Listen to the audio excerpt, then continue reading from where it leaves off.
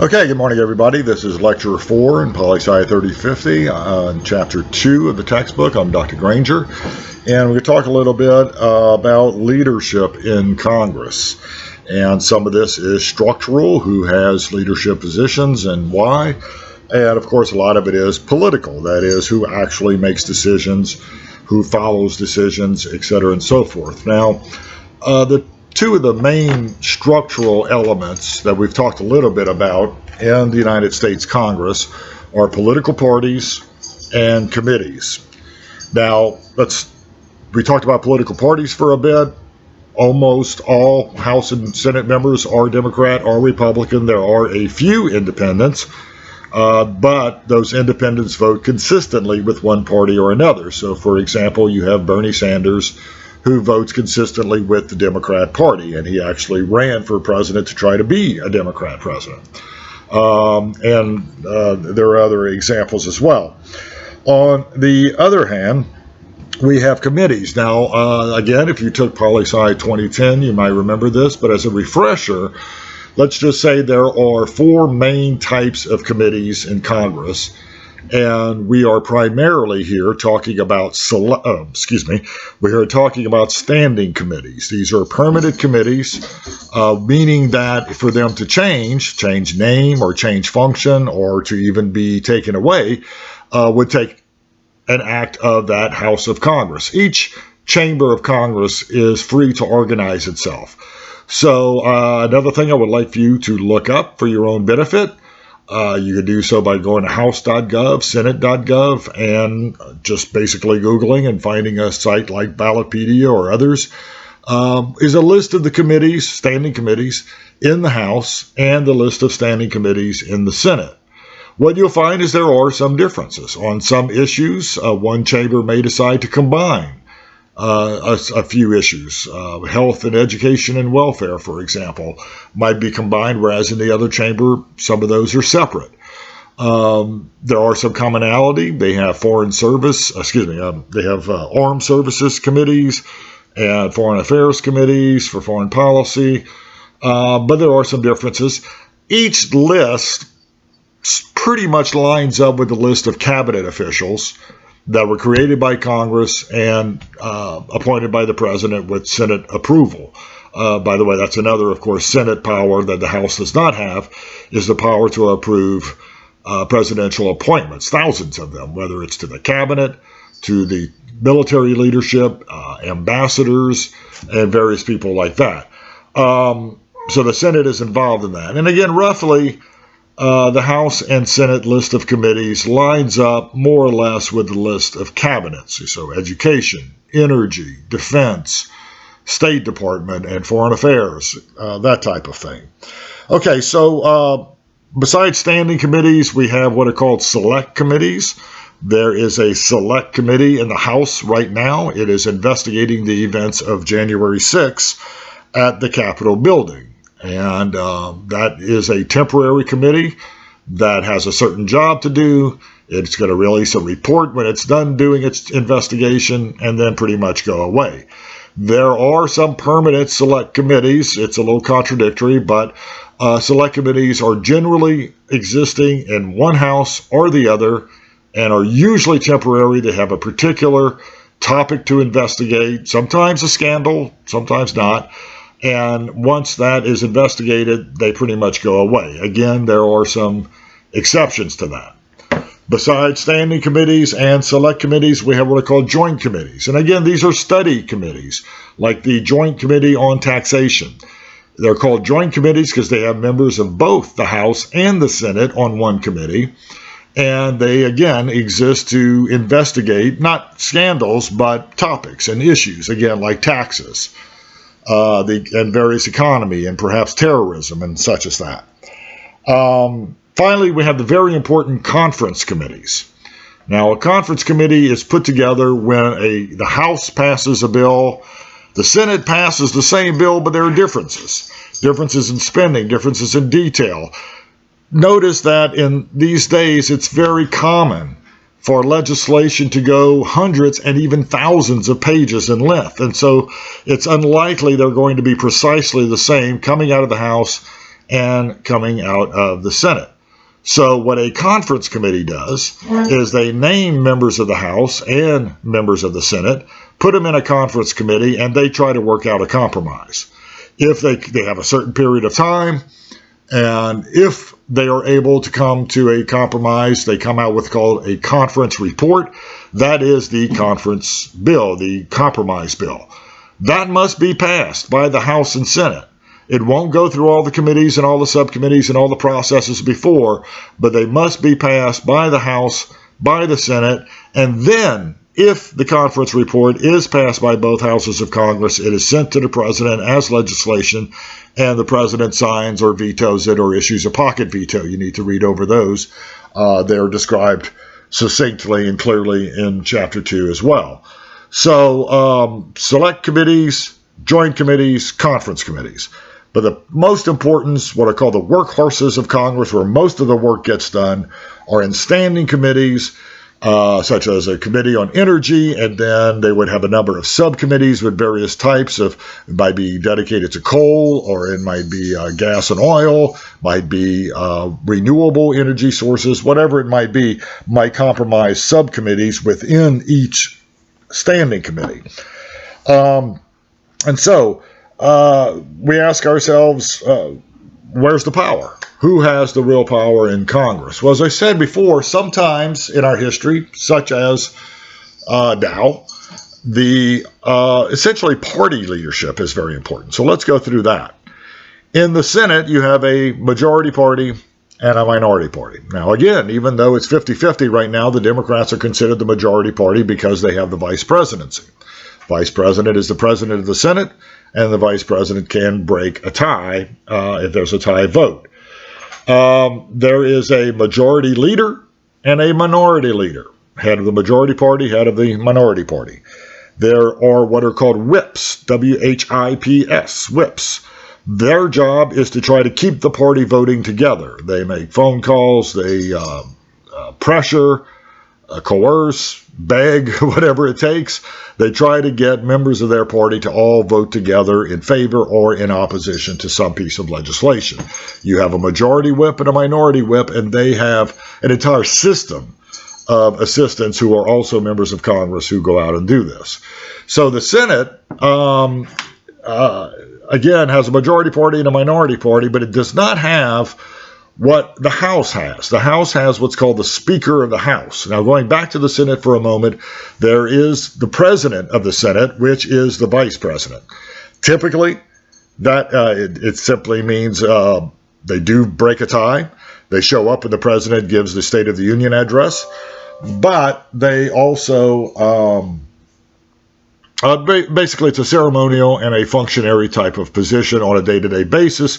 And so a member of the Senate, typically an experienced, older, seniority member, takes the position of president pro tempore, and often delegates that out to other members of the Senate. And again, it's not a strongly political position. It's more of one who recognizes speakers, who keeps the meetings going if the full Senate is in session. Again, it's not a very powerful position. The president pro temp of the Senate does not name committee members. The Senate is kind of a bottom-up, individualism is very important to this institution, the individual power. Remember, senators are generally older than House members. They have to be 30 to be first elected instead of 25. They usually have a longer career behind them. Many senators used to be in the House. Some used to be governors, perhaps, of their respective states. They are there for 6 years at a time. Of course, the House is only there for 2 years at a time. President's there for 4 years at a time with limits, thanks to the 22nd Amendment. Senators are there for 6 years at a time, and again, there are no term limits. So senators see themselves as the upper body, the deliberative body, and they see themselves as rather elite, and individual Senate power is highlighted. So senators get on the committees essentially that they want to get on, and they vote on their own members to be committee chairpersons, or what's called a ranking member of a committee, which is the highest member of the minority party. All committees are led by a chairperson of the majority party of the Senate. This is why it's so important to have the majority of the Senate, because the committee leaders set the agenda, they set the calendar, they set the topics that the committee will work on. And even if a committee decides to approve of legislation, the committee chairperson has a great deal of power in deciding whether or not to send that legislation to the full Senate. So committee leaders can be very powerful, especially in the Senate. Now, over in the House, we have what's called the Speaker of the House. Now, this is the Speaker of the entire House. In theory, this is not necessarily a partisan position, but it's chosen by a vote of the House, this person, and so the majority party will choose the Speaker, and the Speaker will act normally in a partisan manner, will support the majority party, will promote the majority agenda, and do things to try to prevent the minority party from gaining power. So the Speaker of the House is in effect, in reality, a partisan position. One interesting fact you may or may not be aware of is the Speaker of the House does not need to be a member of the House. Nowhere in the Constitution does it say the Speaker of the House is a member of the House. It can be someone from the outside of government that is elected to be Speaker. Let me be clear, that has never happened. It was actually discussed, I believe, about 15 or 20 years ago, but it has never happened. So basically, it's just a fact that's out there, but doesn't have a great deal of impact. Besides the Speaker of the House, you have the same positions you have in the Senate. You have a majority leader and a majority whip. You have a minority leader and a minority whip. And again, their job is to represent the majority interest, to keep their party voting together, to do what they can to get their party reelected. The minority leaders try to get their party elected to be the majority the next round of elections. And that's certainly what the Republican Party is doing now and what the Democrat Party did before. So how powerful is the Speaker of the House? Well, it depends on how powerful the House wants the Speaker to be. These days, we have a pretty powerful Speaker, and it's been like that for some time. In another video, I mentioned the name Newt Gingrich, elected to be Speaker after the 1994 election, in which the Republicans won the majority for the first time in 40 years. And he was, at least for a short time, a quite powerful Speaker. We also have the current Speaker of the House, Nancy Pelosi, who has been a pretty strong leader of her party and of the House of Representatives. But it is not always that way. If political parties are seen as weak, say as happened in the 1960s and 70s, political parties were divided within themselves.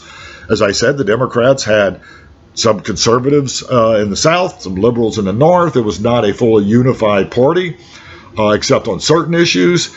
And so therefore, partisanship was rather weak, and you had again, you had conservative Democrats, you had liberal Republicans, and kind of the whole gamut. And you also had some crossover voting. You had bipartisanship on some issues. You had people voting across party lines, just like Americans might do split ticket voting, voting for one party for one position and voting another party for other positions. So there are times in our history where the party positions were not that strong, but the committee positions were very strong. So it's generally one or the other, but don't take it too far. It's never 100% of anything and 0% of the other. So therefore, even if we have a strong speaker, that does not mean the committee leaders are not powerful. They are. It's just who sets the agenda, who sets the pace of change, who sets the representation of the party, who is the voice of the party. Right now, that happens to be the speaker, whether Democrat or Republican in charge. But again, that's not always the case. There are some times in which committee leaders are more important. Just because committee leaders are not more important right now does not mean they are not important.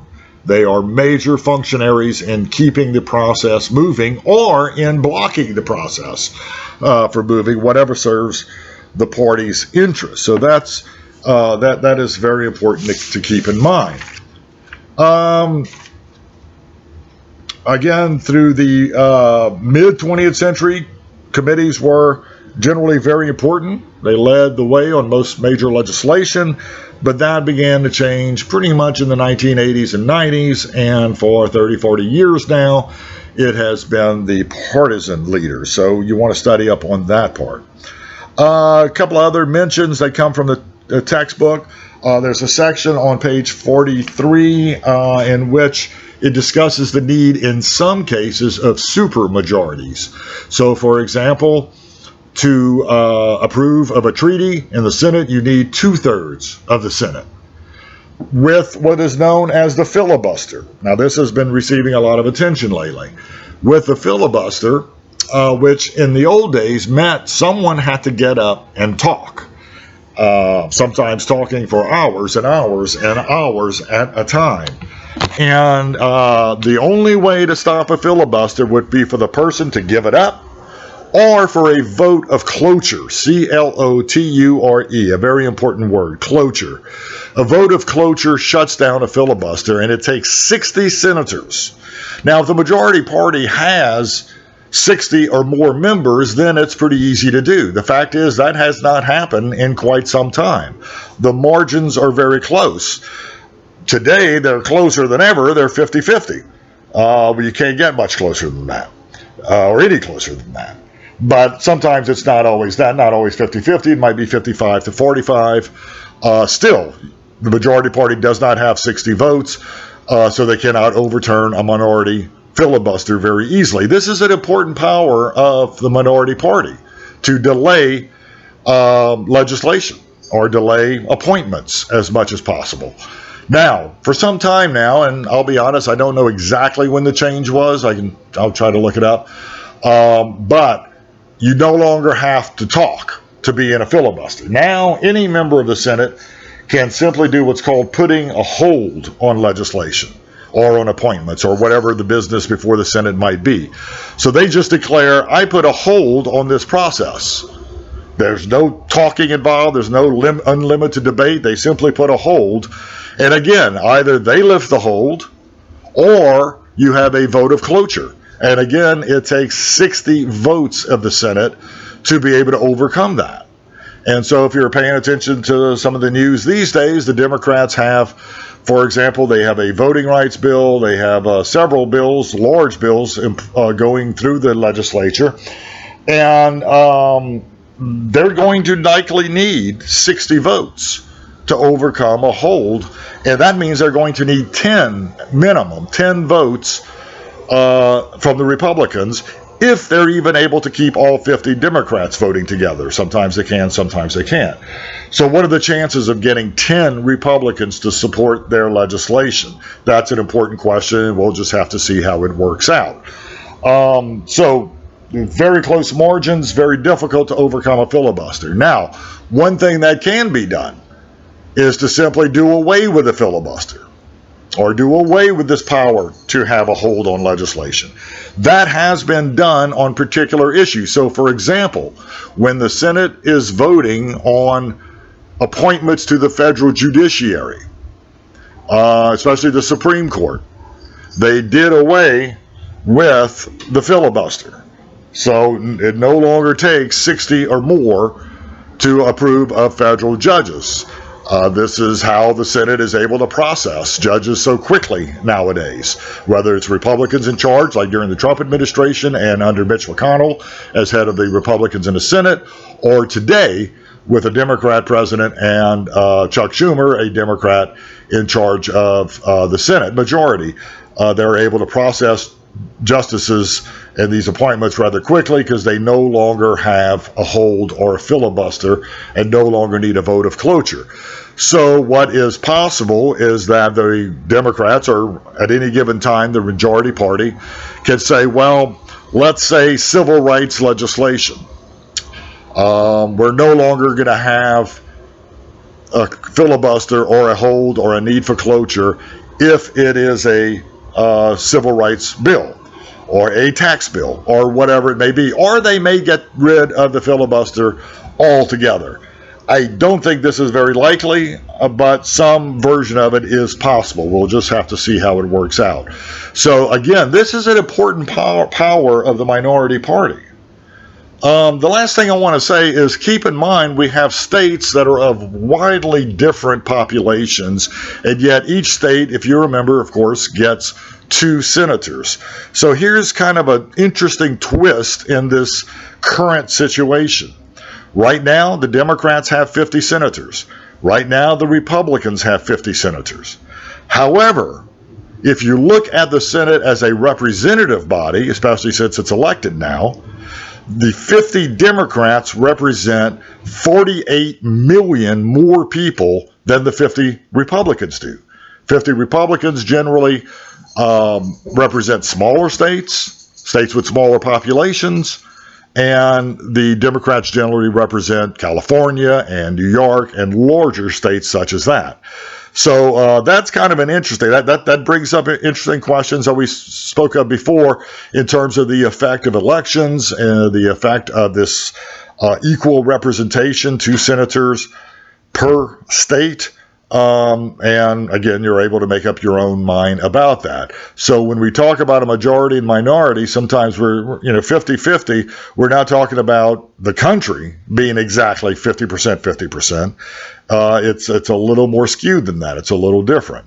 But again, that's just a factor I thought I would throw out there for your consideration. That pretty much wraps up. This video has gone on longer than the others, but that pretty much wraps up Chapter 2. You need to read it very carefully, go through the terms, go through the questions at the end of the chapter, go through the PowerPoint, and I hope these videos have provided some context and examples that can help you in your studies.